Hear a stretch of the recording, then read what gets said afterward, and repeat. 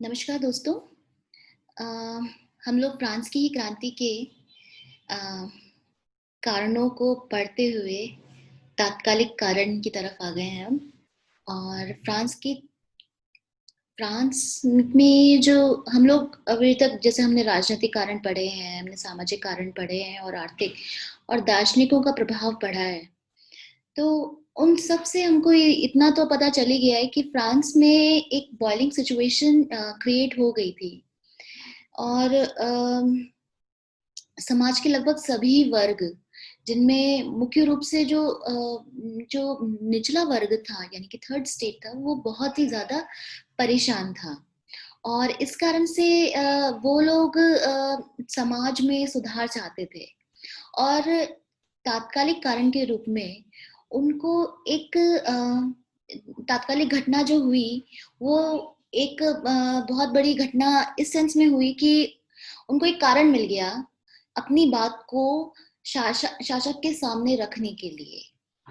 हुआ ये, इस फ्रांस की क्रांति का जो तात्कालिक कारण था, वो इतना महत्वपूर्ण था कि चलिए आप देखिए कि फ्रांस की मैंने आपको बताया कि Louis 14th 15th Louis 14th 15th और 16 तक आते आते फ्रांस की जो वित्तीय स्थिति है वो बिल्कुल खराब हो गई थी। बिल्कुल ही मतलब चरमराई हुई थी। अ, इससे पहले लुई 15 ने इन्होंने यूरोप में जो युद्ध हुए उनमें भाग लिया था, जिसके कारण आर्थिक स्थिति खराब थी। लेकिन जब लुई 16 ने वित्तीय स्थिति, अपनी जो फाइनेंशियल पोजीशन है उसको ना देखते हुए, उसको नकारते हुए, उन्होंने अमेरिका की स्वतंत्रता संग्राम में भाग लिया, तो आर्थिक स्थिति बहुत ही ज्यादा खराब हो गई। इसलिए इस आर्थिक स्थिति को ठीक करने के लिए बहुत सारे जो इकोनॉमिस्ट हैं, जिसमें तुर्गो, नेकर, कोलोन, ये जो हैं, इन्होंने इन्होंने इन्होंने भी मदद करने की कोशिश की। हम लोग पढ़ चुके हैं कि तुर्गो, कोलोन, ये जो अर्थशास्त्री थे, ये बेसिकली फिजियोक्रेट्स थे और ये लेसेज फ्री की बात करते थे, यानी कि व्यापार में किसी भी तरीके का प्रतिबंध ना हो, बल्कि व्यापार करने की स्वतंत्रता हो। तो फिजियोक्रेट्स थे ये बेसिकली। और इन्होंने इन्होंने फ्रांस की जो गिरती हुई आर्थिक स्थिति है उसको सुधारने के लिए एक तरीका बताया। और वो तरीका जो था वो जो फ्रांस का जो कुलीन वर्ग है या पादरी वर्ग है, उसको उसको वो तरीका उतना अच्छा नहीं लगा। उन्होंने उन्होंने ये जो अर्थशास्त्री हैं ये जानते थे कि जो थर्ड स्टेट है वो पहले से ही बहुत सारा टैक्स पे कर रहा है, तो उसके ऊपर और ज्यादा टैक्स तो नहीं लगाया जा सकता, क्योंकि वो ऑलरेडी ओवरबर्डन्ड है टैक्स से। इसलिए उन्होंने सुझाव दिया कि फ्रांस की अगर आर्थिक स्थिति को सही करना है तो हमको कुलीन वर्ग पर टैक्स लगाना पड़ेगा, क्योंकि कुलीन वर्ग और पादरी वर्ग ही ऐसे वर्ग हैं जो कि टैक्स पे नहीं कर रहे हैं।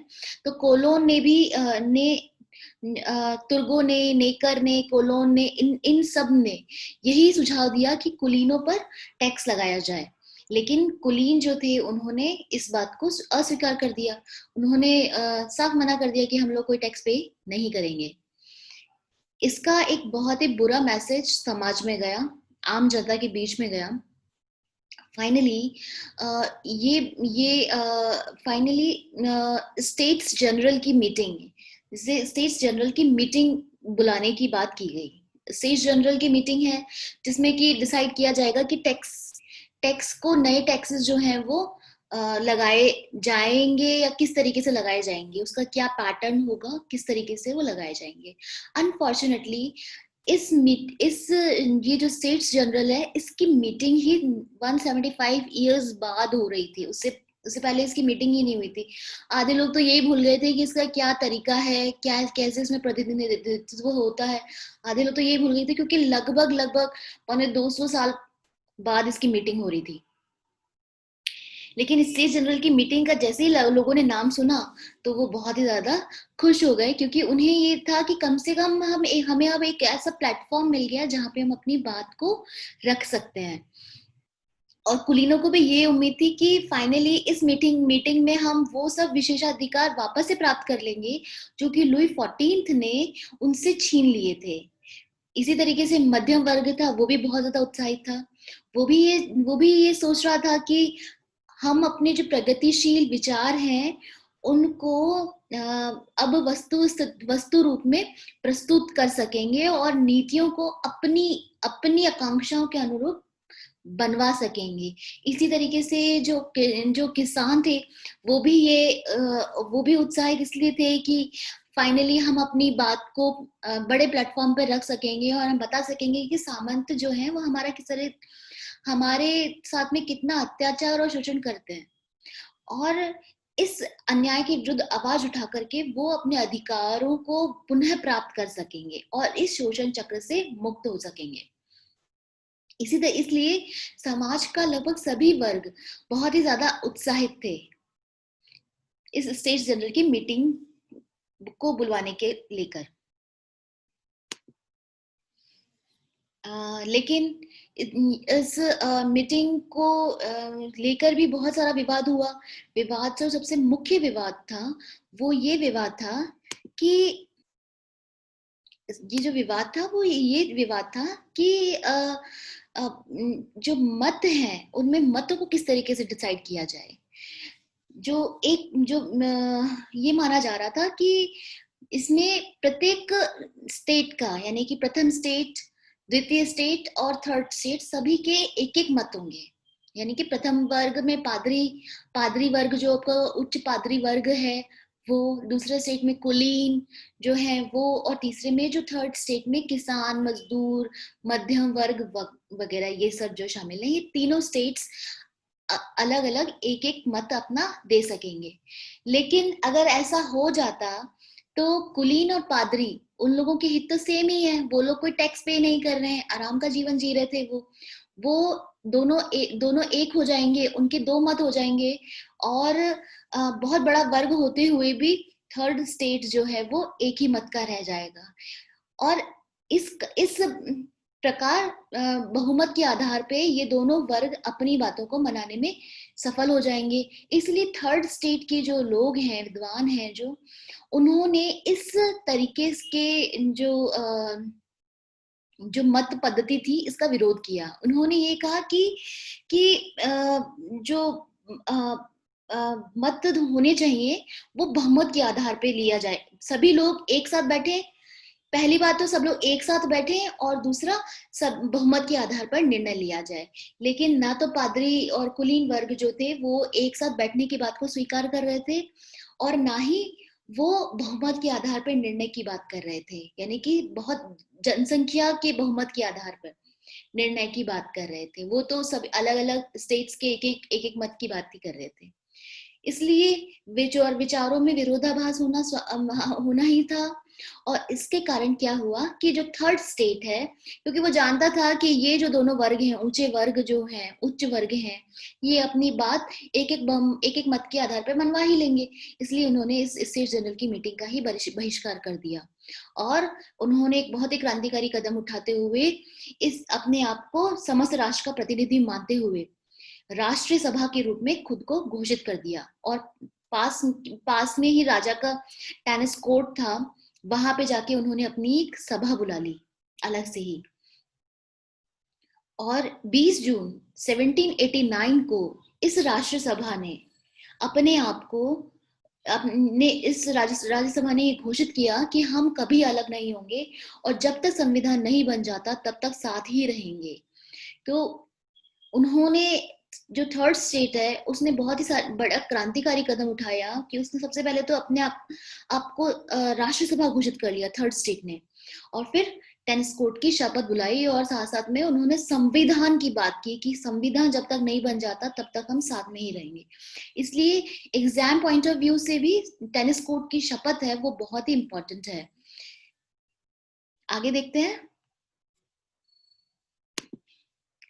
अंततः हुआ ये कि लुई 16 के ऊपर एक बहुत बड़ा प्रेशर आ गया, क्योंकि थर्ड स्टेट था वो एक बहुत बड़ा वर्ग था। उसकी बात को बहुत दिनों तक नहीं नकारा जा सकता। राजा का धीरे धीरे विरोध होने लग गया था, और फाइनली अंत में आके उसने 27 जून 1789 को उसने तीनों प्रतिनिधियों के एक साथ बैठने की अनुमति दे दी। उसने ये कहा कि तीनों जो वर्ग हैं, तीनों जो स्टेट्स हैं, वो एक साथ बैठ जाएं।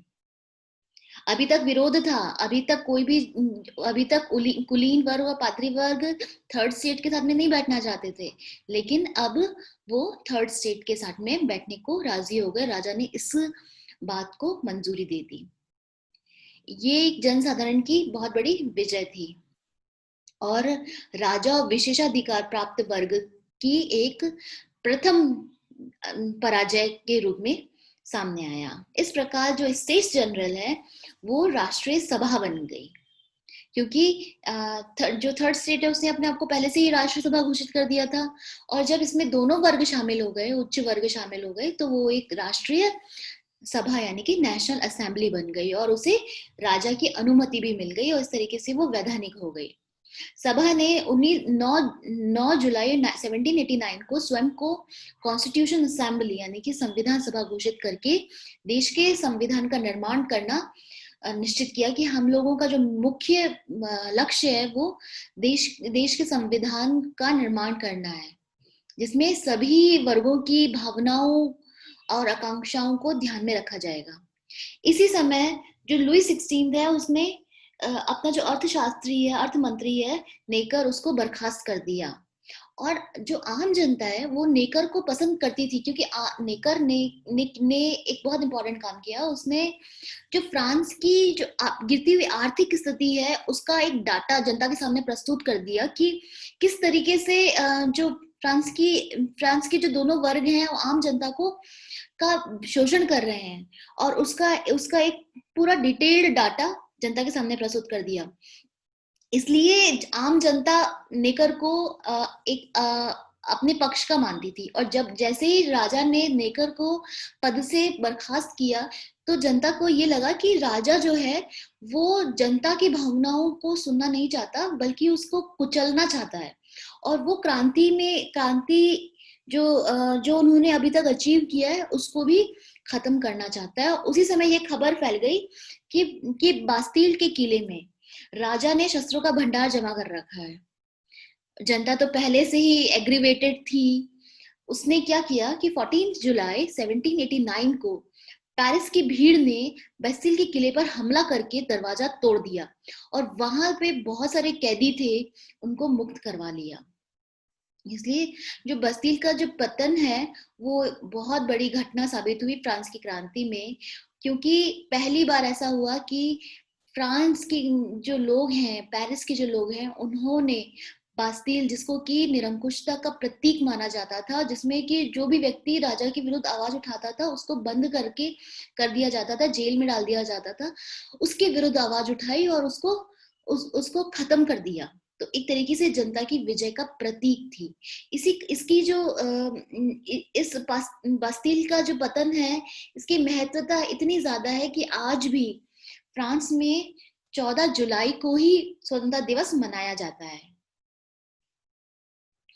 तो ये बहुत ही महत्वपूर्ण घटना है, ये हमको याद रखनी है।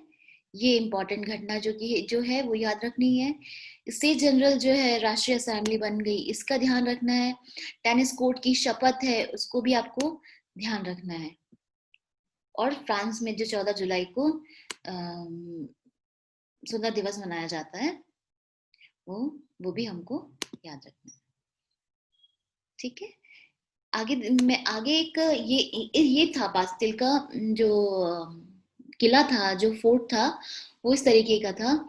यहाँ पर जनता ने आके पूरे इसको तोड़ ताड़ दिया एकदम, और यहाँ से कैदियों को मुक्त करवा लिया। ठीक है, पूरा कैसल टाइप बना हुआ है ये। तो आज के लिए इतना ही। हम लोग कल फिर मिलेंगे, और आपकी कोई भी क्वेरीज हो तो आप पूछ सकते हैं। धन्यवाद।